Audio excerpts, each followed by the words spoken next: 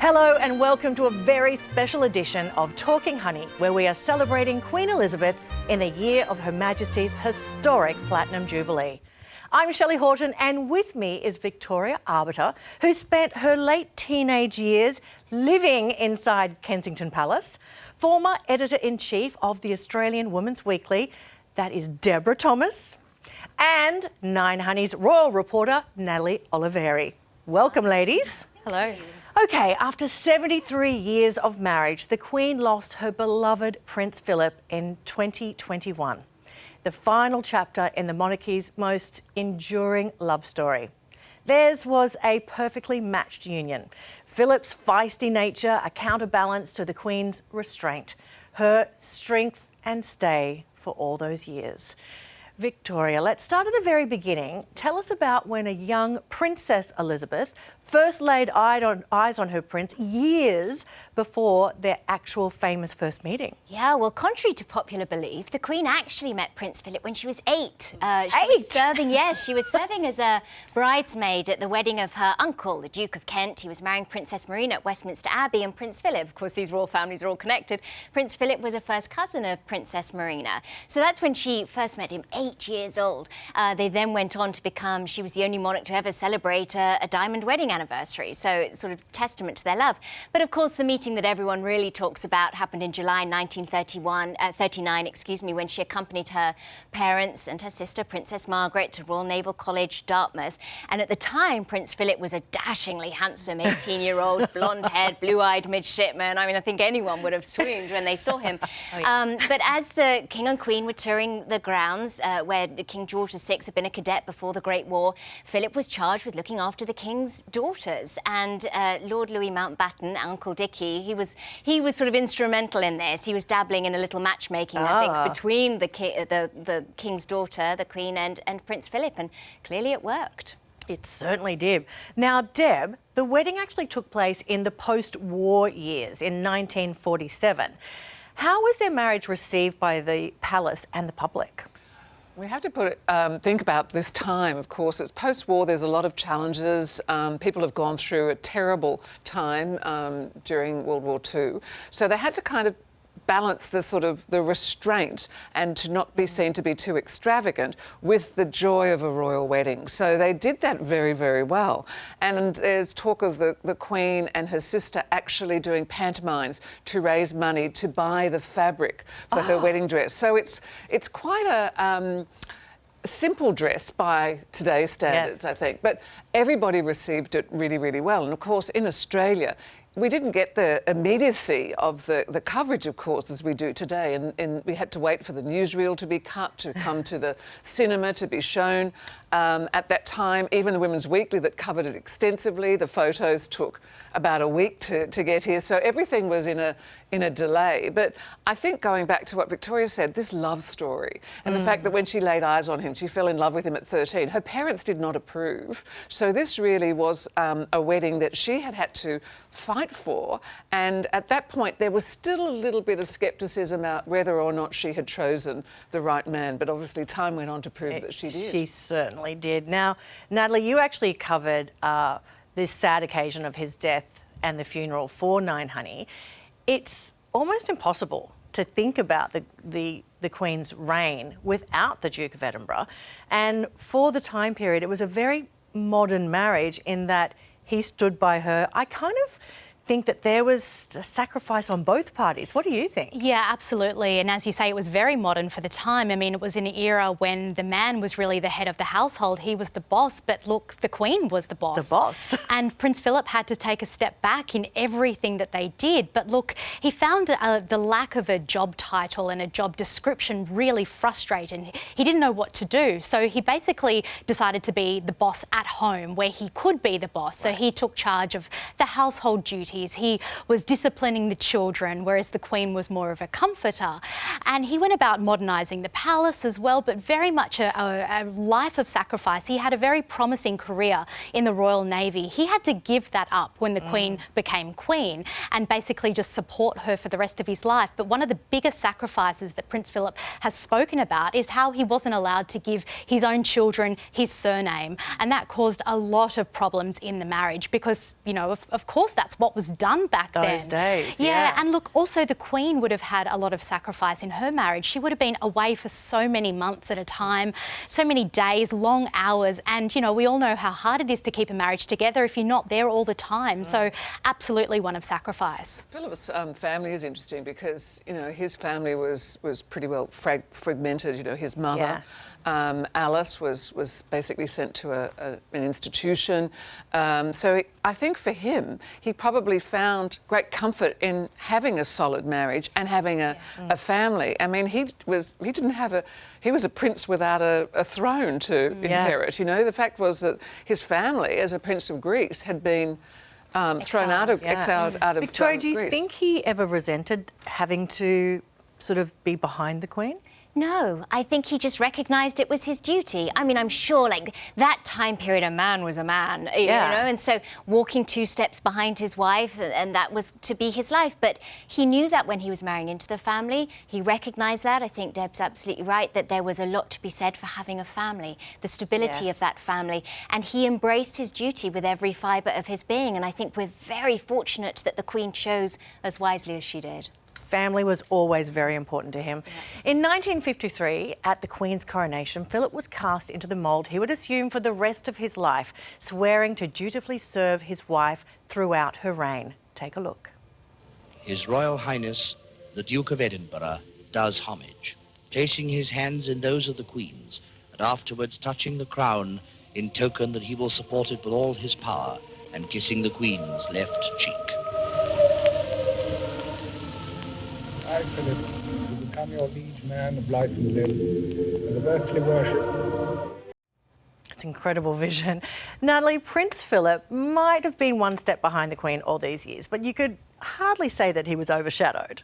Absolutely, and even Prince Edward said that he never wanted to overshadow the Queen because that was not his role. And Prince Charles, when his father passed away last year, said that he wants his father to be remembered in his own right. And I think that's really important because the Duke of Edinburgh, while he was the Queen's shadow, literally, as well, he was patron of so many organisations, you know, more than 800 charities, groups. He also created the Duke of Edinburgh's Award, which I took part in. So did I. Yeah, it's a very important role in Australia. It really is, and that's where the Duke of Edinburgh was able to make the role of consort his own, and it became an incredibly important role. And, you know, he went about by doing things his own way. Those gaffes that, you know, we love so much from Prince Philip. I love it. They were a huge part of how he made royal roles his own. He put people at ease as well by saying things that many people wanted to say, but they would never, ever do it. So Deb, they went on to have 4 children. What do you think family life was like for the Windsors? Very important.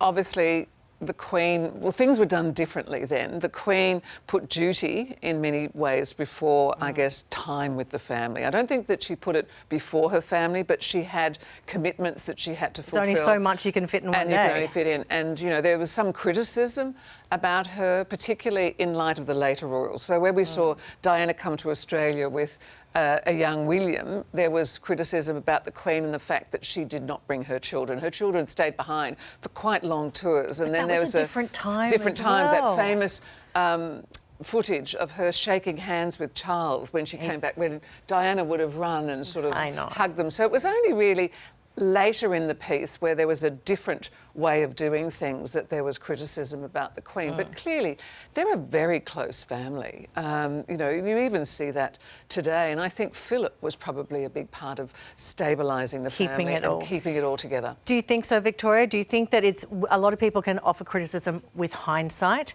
looking back over that time? Yeah, absolutely. I think, you know, it was nice Natalie referred to what his children were saying after he passed. And Prince Edward, I think in that same interview, Natalie, he talked about the fact that there'd been this massive outpouring, but his father had no idea that he'd had this profound impact on so many lives. And unfortunately, it's only often when someone's passed that you recognise the impact that they have had. But hearing Princess Anne talk about her father, they clearly shared an incredible bond. And I think it was easy to marginalise Prince Philip simply because he was always there, walking 2 steps behind his wife. But because he was always there, that's why she's been as successful as she has. That's why she could do what she could do. Yeah. On their 5th wedding anniversary, the normally private Queen spoke about the couple's special relationship as did Prince Philip. And in 2012, the Queen reaffirmed her husband's support during the Diamond Jubilee celebrations. Have a look. He has quite simply been my strength and stay all these years, and I and his whole family, and this and many other countries, owe him a debt greater than he would ever claim. I think that the main lesson that we've learned is that tolerance is the one essential ingredient of any happy marriage. It may not be quite so important when things are going well, but it is absolutely vital when things get difficult. And you can take it from me that the Queen has the quality of tolerance and abundance. During these years as your Queen, the support of my family has, across the generations, been beyond measure.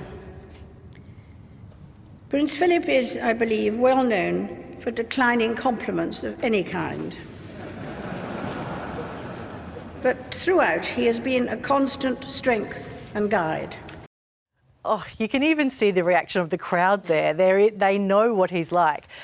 So, Deb, as alluded to in that clip, marriages can be difficult, but I think in particular there were a lot of challenges over the years, and sometimes it was rumoured that Prince Philip had strayed. They also had to deal with the breakdown of their children's relationships. Do you think this weighed heavily on the Queen? It probably, I can't say it because I can't say exactly how the Queen would feel about it, but it was not unusual, and I'll get shot down for saying this, for royal husbands to have a bit on the side. So long as they were incredibly discreet about it, and it was really only where there was a scandal around Prince Philip and Christine Keeler, Christine, you probably know more about this than I do, Victoria, that it came to the point where the Queen was looking at some embarrassment, particularly as the media got onto this. But times were different. He even said at the time to Charles, or it's rumoured that he said to Charles, that, you know, he should have basically kept Camilla on the side and played the husband. I don't doubt that the Queen and Prince Philip had a very strong marriage. I probably think that some of those rumours were true, and she sort of tolerated it in a way that women in that role may have done over time. I may have a romanticised view, but I think there's always speculation about the state of people's marriages, and because the royal family never respond to anything, they never say anything, these myths over time evolve and become fact. And I personally, I don't want to believe it. I don't choose to believe it, perhaps just because of the fragmented life that Prince Philip had come from himself. He adored the Queen, and I think one of the reasons they were so particularly successful was they made each other laugh, convulsions of giggles. He was the only person on the planet, other than her mother and sister, obviously, before they passed, that could talk to her as a real person. A normal person, He'd get irritated with her, he'd get cross with her, he'd tell her to shut up. You know, it's just sort of this real existence, and I think that's why, like, the void he's left must be tremendous. Yes. See, I don't think that he did what King Edward did, where he had a very long love affair with a royal mistress, Alice Keppel. I think this, as I say, the rumours are there. I can't say exactly. I don't think it diminished his love for his wife in any way, but it was quite usual behaviour. But I can't say I wasn't that sounds there. like I was something, never a fly on the bedroom wall. It sounds like something you'd read in the Woman's Weekly. That's what I think. I'm going to be Team Victoria and believe in the fairy tale. The Queen spoke fondly of her late husband in her 2021 Christmas broadcast in a deeply personal message. Have a look at this. Although it's a time of great happiness and good cheer for many, Christmas can be hard for those who have lost loved ones. This year especially, I understand why. But for me, in the months since the death of my beloved Philip, I have drawn great comfort from the warmth and affection of the many tributes to his life and work, from around the country, the Commonwealth, and the world. His sense of service, intellectual curiosity, and capacity to squeeze fun out of any situation were all irrepressible. That mischievous, inquiring twinkle was as bright at the end as when I first set eyes on him. She loved him so much. Irrepressible, sparkle, twinkle. Those are not words of someone who was just there for duty. But I want to put this last question to all of you. Look, the Queen, her dedication to duty has never faltered. And with the loss of her husband, she's had some health challenges. Do you think that all of this is taking a bit of a toll on the Queen? I don't see how it couldn't have done. Having said that, last summer, summer in the Northern Hemisphere, she was extraordinary. She was greeting Scott Morrison at Windsor Castle. She was out at the G7 summit. G7, Yeah, when she was cutting a cake with the sword. With the sword. Yeah, when she was at the Windsor Horse Show. Now, of course, the Queen is never happier than when she's surrounded by horses. It was almost like she was doing exactly what Philip would have wanted, which is to go out and live your life and experience joy, not be like Queen Victoria, who, of course, mourned for the rest of her life after the loss of Prince Albert. But I can't see how it can't have taken a toll, particularly during lockdowns and with pandemic. And obviously, he was there for a lot of that.